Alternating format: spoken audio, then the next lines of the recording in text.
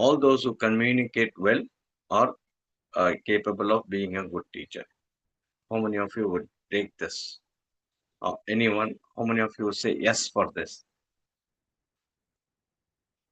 Okay, I Participants, got we have to respond. one yes. I got one yes, which means I should take that. The others say that it is no. Is it so? So I think I'm not communicating very well right now at this moment. Yeah. Yes. So if you are communicating well, it means that you are going to be a very effective and a good teacher. That's what it looks like. Yeah. But basically, when we see communicating and teaching are two different fields, totally different in realms. Communication is different and teaching is different. Both are very different. I don't know how many of you will accept with this. You can be a great communicator, communicate very clearly, but you need not be, you may not be you may not become a great teacher just because you are a great communicator. Because what is the difference between communicating and teaching? What will be the difference between communicating and teaching? What is communication does and what teaching does? Any precise way? When I communicate, I make sure that the person opposite to me, to whom I'm talking, is understanding whatever I'm trying to tell him. I'm trying to tell him whatever is my thoughts. I'm trying to convince him or make my thoughts reach him very clearly. Yeah, that's what I'm trying to tell him. It should be communication. Whatever I'm thinking, whatever is in my mind, whatever I want the other person to get it, I make sure that he gets it properly. That's the one communication. See, in communication, for example, there are always two people involved. One, the person who communicates, the giver, and the person who takes it. If for this communication to be effective, both should be interested in the topic, in the subject, or whatever is the in the topic, whatever the talk conversation goes on. If in that process of communication, the one who communicates, for example, in today's scenario, right now at present, I'm just trying to share my thoughts with you. So I am trying to make sure that whatever is in my mind, whatever I have, whatever I think about communication, what are the thoughts about what are my thoughts about communication and teaching that I am trying to convey, that I'm here to communicate with the people here. I am interested very much. Okay, I'm trying my best. But at the other end, somebody who is not interested, yeah, who doesn't want to, it is impossible for me to communicate at all. As long as the other person is interested, it is almost like I keep a vessel, yeah, a tumbler. I kept it upside down. This is the pouring portion, the tumbler. I kept it upside down and I'm trying to pour water, water, water, and nothing will get inside. Once the person at the receiving end is not willing to take what we are going to tell him or tell her or tell that person and that communication, however, the person who communicates is an effective communicator, the other person is not interested, it's not going to work.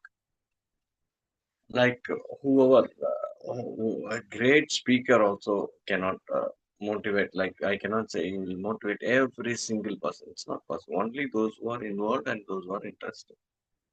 So in the process of communication, it's very important to make sure and understand whether the person on the other side is willing to take the communication, is willing to take the exchange process. Yeah, only then the communication is going to be effective. Is it right? Does it make sense? Yeah. Am I right? Like, Is it correct? I hope you understand. Yeah. Is there any other point of view? Please go ahead and put it in the chat box. We will see that. Yeah. So in communication, the other person his involvement is also necessary. So communication simply is happening. Whatever is my thought, I'm going to convey it. I'm going to make other people understand. But teaching is quite different. In communication, the only importance is whatever I said, you got it. Okay. Now I told you, please chat in the chat box. Come on, put this one. Yes, say yes or no. Give out your thoughts. Something I communicate. Then immediately some reactions are happening. So I understand. Oh, okay. People are understanding. I'm communicating. People are able to take it up. I'm just going ahead with my communication. This is what I'm going to think. This is communication. I make sure is I'm just making sure that whatever happens, it got understood. Please bring your textbooks on Monday without fail. I'll communicate this in information. And people, students have brought it. Oh, good, very good communication. This project's deadline is on coming August 25th. Okay. Oh, yes, everybody understood. When is the launch date? 25th August, ma'am. Okay, good. Communication happened. Whatever I said, understood, clear, done. But teaching is totally different. Teaching has got three phases, three important things. First thing, the other person has to understand the concept that whatever that I have told them, I'm trying to communicate, they should be able to take it, they should be able to understand it, analyze it, and they should be able to keep it in their mind forever. They should be having it with them. It's a part of them, it should become a part of their knowledge. That is communicate, that is teaching. In communicating, August 25th is the last date. August 25th. After August 15th, that process, everything is forgotten. If somebody asks that project, when was that last date given for that project in the month of September, October? Teacher gives some 1 week time, I suppose. After that, we need not remember the date. It was August 28th. Was the last date? This so many students. That's all. That communication happened. That's it. Finished. Communication is different. Teaching has to be ensured that the other person understands the concept, he assimilates it, he has analyzes it, and it stays with him. Yeah, I will not use the word he memorizes that. It stays with them or with her, with the student. This is teaching. So now we are trying to make two things meet each other together. We are trying to communicate and we are trying to teach. Sometimes some teachers are very wonderful communicators. They tell the students what to do. So, but teaching is different. So imagine, suppose I'm a language teacher. I communicate well. If we take for granted, okay, let's think. Imagine that I communicate very clearly everything. But I'm a language teacher basically. If I'm asked to teach maths, I may not be able to teach that subject in spite of myself being able to communicate. See, today we are going to talk about the geometry, Pythagoras theorem, or trigonometry, sine theta, cos theta. That if I'm not having the knowledge, subject is different. So in communication is something we are able to communicate. Teaching, you are going to take the subject which you know very well and mix it with your communication techniques and present it, communicate through teaching. It's communication is a tool for teaching. Being able to be effectively communicate is a tool for teaching. Okay, so you're going to present it. That's what is communication and teaching. How different it both are going to be. Yeah. For example, uh, like telling communication. For example, we say we have a problem in the computer. So we have some problem with the monitor. Students, we have a problem with the monitor. Wait for 10 minutes. This is communication. You have done. All the students are going to wait. Okay, fine. Now, this is communication. The same scenario, how you would take it for teaching. We will say, students, we have a problem with the monitor. Come on, start thinking what is can let us start troubleshooting. What is the problem with the monitor? Why is it not that we are not able to clearly see the monitor? Where is this? It's in the half the screen, it's above the screen, it's only uh, uh, half of the screen we are able to see, half this blank. What happens? Where? What is the problem? Come on, start finding what is the trouble. Then you start fixing it, removing, and there is a button here. Yes, ma'am, I can move this, that, that. Now that teaching happens. The students understand, okay, this is how, oh, sometimes the screen is not always in the full position. You can shift it to the left, right, and they understand. And then now what has happened? We have taught them how to fix the monitor issue, brightness of the issue, contrast of the monitor, whatever it is, we are able to tell them. That is called uh, communication and different. And sometimes uh, you may ask, like when I ask right now when I'm talking about it, okay, do you accept with me? Yes or no? Tell me a yes. Sometimes you may say yes, even though you may want to say no. You may say out of politeness or something to make sure. So, in order to make sure that is happening in the classroom situation, you're going, okay, students, is it this is how there is a masculine part and a feminine. Masculine, feminine in animals also, like in human beings. Is it right? Do you accept that one? And students are going, yes. Oh. Now you're gonna, okay, do you accept? Come on, let's see how in human beings we have masculine, feminine. A man is masculine, woman is feminine, boy is masculine, girl is feminine. And what about in animals? How where is masculine and feminine? Is cat a masculine or feminine? Is dog masculine or feminine? You're going to ask, some students are going to think, yeah. Now let's see what happens. Now, come on, tell me. You are trying to tell them, work on that concept. Yeah, masculine, feminine. How they going to think about it? And boys are saying, oh, yes, in animals. Does it exist in plants? Yes, it can. In higher levels, as you go in high school, higher secondary, yeah, it exists in plants or something. There are masculine plants and feminine. For example, in dates, you have a male tree and a female tree in dates. Yeah, like that plans also. Now we make them think and work on it. That's how it happens. And uh, one other thing is called scaffold. Scaffold the information. It's the word looks like very different. Scaffold the information.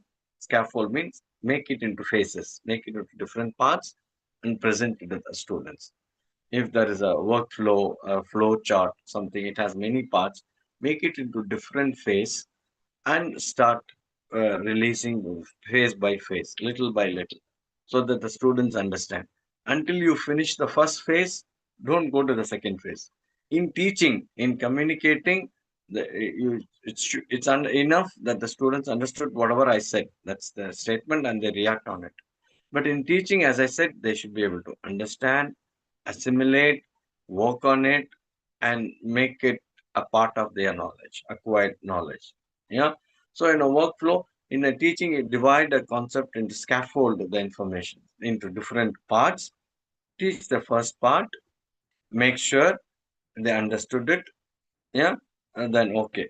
For example, in French language, when I teach in French, there is a everything is masculine or feminine.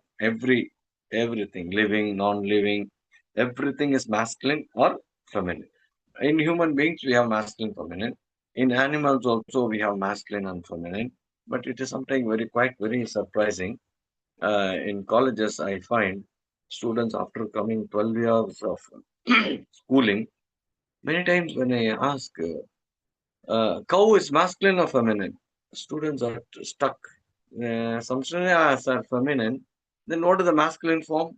It's a normal form, normal word. But still, they all hesitate. They think, what is a camel? Is it masculine or feminine? Camel, is it masculine or feminine? They think about it. They hesitate a while. Then I have to tell them, no, just think. Man, human. In animals also, there must be masculine and feminine. There is, cow, it gives calf, and horse is masculine and feminine. So they get stuck with this, masculine feminine. But then again, I proceed to the objects. Okay, I teach them what happens. Masculine feminine in human being and masculine feminine in animals also exist. Camel, she camel is there, and he camel is there. Peacock, is it masculine or feminine? They get stuck. They all know peacock, peacock. Sometimes they in Tamil language also. Mail, மயில் ஆனா அது ஆண் பாலா பெண் பாலா ஆனா மயில் வந்து ஆமா sir எப்படி they will be thinking. So in English language, peacock. What is the feminine form? Peahen. Peacock, peahen. English language, English language, the basics are very funny. For example, camel, male, it is he camel. Female, it's she camel. So it goes on. Then I come to the third phase. Then I ask them, now I'm going to tell you that I'm going to say some words. You have to tell me masculine or feminine. I'm going to say buffalo and say uncle. Okay, I'm masculine. Suddenly I'm going to say textbook, table. They'll be stuck. Textbook, table, they'll be stuck. Masculine or feminine? No, sir, I don't know. There's no concept. Some students say, sir, that's not masculine or feminine. Then we are going to introduce now. No, in French language, even that is going to be masculine or feminine. All non-living objects are also going to be masculine or feminine. For example, barb. Beard is barb in French. Barb. The word barb in barb means beard. But that is feminine, even though even men only have barb. In French language, the word beard is feminine. The word pen is masculine, le stylo. Then they understand. Oh, okay. Then they ask the question. So what happens now? Why if it is masculine? How do I know which is masculine? Because the beard which belongs to men, it is feminine. The word is then how to categorize masculine, feminine. Then we work on the rule. Then we tell them how the rules work. Then, so this is called the I think many of you know scaffolding, divide into parts of information rather than telling them all of a sudden. See, in French language, everything is masculine, feminine. Introvert, take down the noun. These are the words for masculine. This is what these are articles for feminine. That they're going to immediately. Okay, and you please get the feedback from them. Like when you teach and check whether your teaching has reached them or not. Has it gone well or not? See, in this part which I'm saying, teach with them and check with them. With small children, it is quite possible. Yeah, in elementary level, you will check and immediately you can see the reflections. In middle school, okay, fine. As it goes higher and higher, you will see students not coming up very openly and telling you, yes, I have not understood on it, because they become more aware of their peer group, their friends, yeah, all surroundings. They become more aware and they start manipulating. They're not expressing. Even in plus one, plus two, by ninth, 10th, you will start finding this. Yeah, they will not come out and say, yes, I've got it. So you have to check with them properly and find whether it has reached or not. What that today's class, whatever was my plan, has it worked out fully? Has it reached the students? They're able to analyze, understand, get it done. So this is the communicating. And apart from that, I wanted to say in a teaching community, the teachers to communicate among themselves, have a very good communication between themselves is very, very important. They are able to communicate. And being able to communicate to the students, I'm not talking about teaching. You should be you are able to communicate very clear. Students certainly love and they like the teachers who communicate very clearly and who are able to understand the communication. As I told you, in communication, the two sides. When you are communicating, you are the communicator, and the students are the receiver. When the students are trying to communicate, you should be a best receiver. Then you must make them an effective communicator. The students, you should see that you are understanding their issues. Then you will be very successful. Then when the students start liking the ambience, the teacher, and then when you start teaching, then everything falls in its correct place and it will work out very properly. Even this will be a very wonderful solution for classroom control, even for classroom control. being a very good communicator and being a very good receiver in the communication process is also very, very important. Actually, this is a very huge topic. This topic particularly needs lot of interaction with the teachers. We have a board and live, and for 2 hours there must be a interactive. Then the teachers understand very clearly. Whereas in half an hour in vocal, yeah, maybe I would have put. I always prefer to in the online talk because I would like to people to listen, pay attention, and I'm just kind of forcing little bit for them to be a good receiver and get it done.